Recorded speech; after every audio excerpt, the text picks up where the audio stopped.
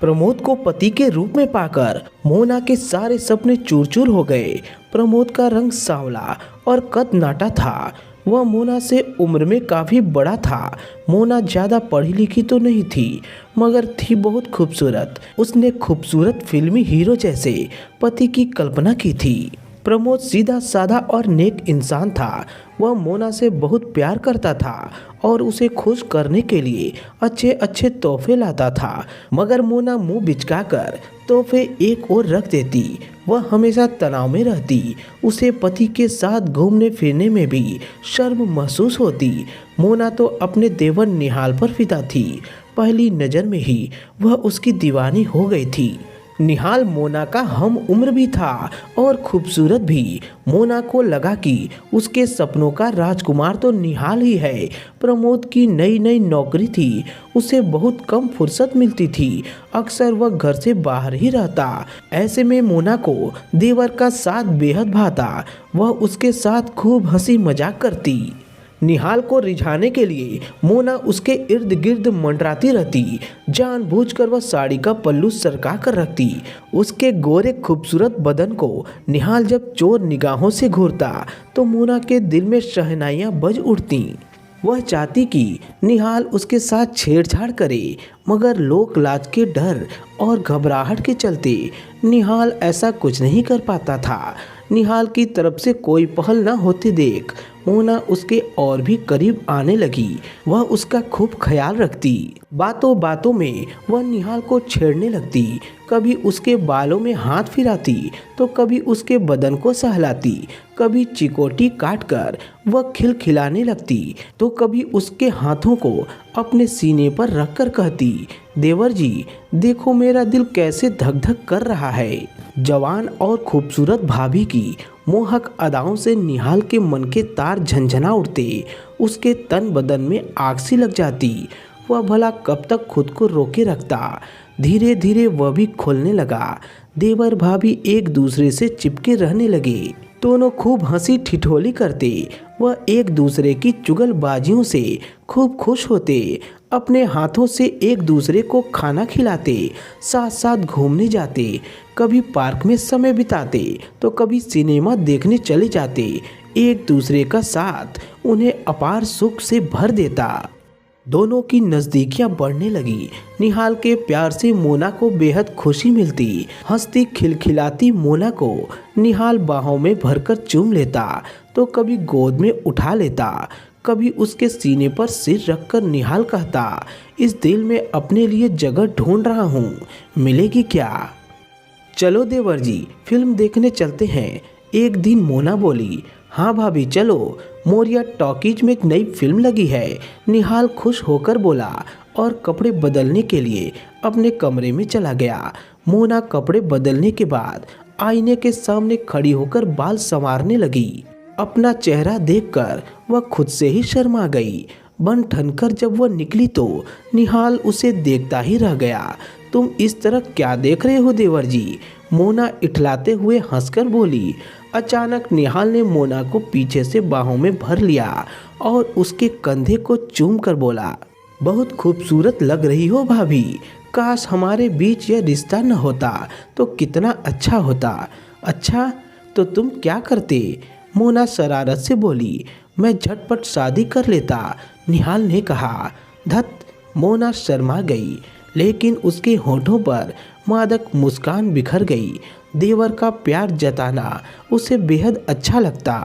खैर वे दोनों फिल्म देखने चल पड़े। फिल्म देखकर जब वे बाहर निकले तो अंधेरा हो चुका था। वे अपनी ही धुन में बातें करते हुए घर लौट पड़े। उन्हें क्या पता था कि दो बदमाश उनका पीछा कर रहे हैं। रास्ता सुनसान होते ही बदमाशों ने उन्हें घेर लिया और बदतमीजी करने लगे। यह देखकर निहाल डर के मारे कांपने लगा। जान प्यारी है तो तू भाग जा यहाँ से, वरना यह चाकू पेट में उतार दूंगा। एक बदमाश दांत पीसता हुआ निहाल के आगे घुर्राया। मुझे मत मारो, मैं मरना नहीं चाहता। निहाल गिड़गिड़ाने लगा। जा, तुझे छोड़ दिया, अब फूट ले यहाँ से, वरना मुझे छोड़कर मत जाओ निहाल, मुझे बचा लो। मोना घबराए लहजे में बोली। लेकिन निहाल ने जैसे कुछ सुना ही नहीं, वह वहां से भाग खड़ा हुआ। सारे बदमाश हो करके हंसने लगे। मोना उसकी कैद से छूटने के लिए छटपटा रही थी, पर उसका विरोध काम नहीं आ रहा था। बदमाश मोना को अपने चंगुल में देख उसे छेड़ते हुए जबरदस्ती खींचने लगे। वे उसके कपड़े उतारने के फिराक में थे। बचाओ बचाओ, मोना चीखने लगी। चीखो मत मेरी रानी, गला खराब हो जाएगा। तुम्हें बचाने वाला यहाँ कोई नहीं है, तुम्हें हमारी प्यास बुझानी होगी। एक बदमाश बोला। हाय कितनी सुंदर हो, मज़ा आ जाएगा। तुम्हें पाने के लिए हम कब से तड़प रहे थे, दूसरे बदमाश ने हंसते हुए कहा। बदमाशों ने मोना का मुंह दबोच लिया और उसे घसीटते हुए ले जाने लगे। मोना की घुटी घुटी चीख निकल रही थी, वह बेबस हो गई थी। इत्तेफाक से प्रमोद अपने दोस्त अजीत के साथ उसी रास्ते से गुजर रहा था। चीख सुनकर उसके कान खड़े हो गए। यह तो मोना की आवाज़ लगती है, जल्दी चलो, प्रमोद अपने दोस्त अजीत से बोला। दोनों तेजी से घटना स्थल पर पहुंचे। अजीत ने टॉर्च जलाई तो बदमाश रोशनी में नहा गए। बदमाश मोना के साथ जबरदस्ती करने की कोशिश कर रहे थे। मोना लाचार हिरनी से छटपटा रही थी। प्रमोद और अजीत फौरन बदमाशों पर टूट पड़े। उन दोनों ने हिम्मत दिखाते हुए उनकी पिटाई करनी शुरू कर दी। मामला बिगड़ता देख बदमाश भाग खड़े हुए, लेकिन जाते जाते उन्होंने प्रमोद को जख्मी कर दिया। मोना ने देखा कि प्रमोद घायल हो गया है। वह जैसे तैसे खड़ी हुई और सीने से लगकर फूट फूट कर रो पड़ी। उसने अपने आंसुओं से प्रमोद के सीने को तर कर दिया। चलो घर चलें, प्रदीप ने मोना को सहारा दिया। उन्हें घर पहुंचाकर अजीत वापस चला गया।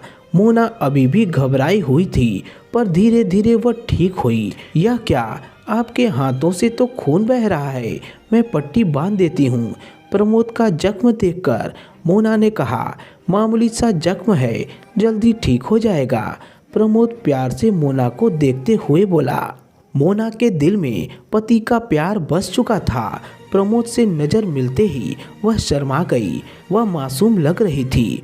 उसका प्यार देखकर प्रमोद की आंखें छलछला आईं। बीवी का सच्चा प्यार पाकर प्रमोद की वीरान दिल में हरियाली छा गई। वह मोना को अपनी बाहों में भरने के लिए मचल उठा। इतने में मोना का देवर निहाल सामने आ गया। वह अभी भी घबराए हुए था। बड़े भाई के वहां से जाने के बाद निहाल ने अपनी भाभी का हाल चाल पूछना चाहा, तो मोना ने उसे दूर रहने का इशारा किया।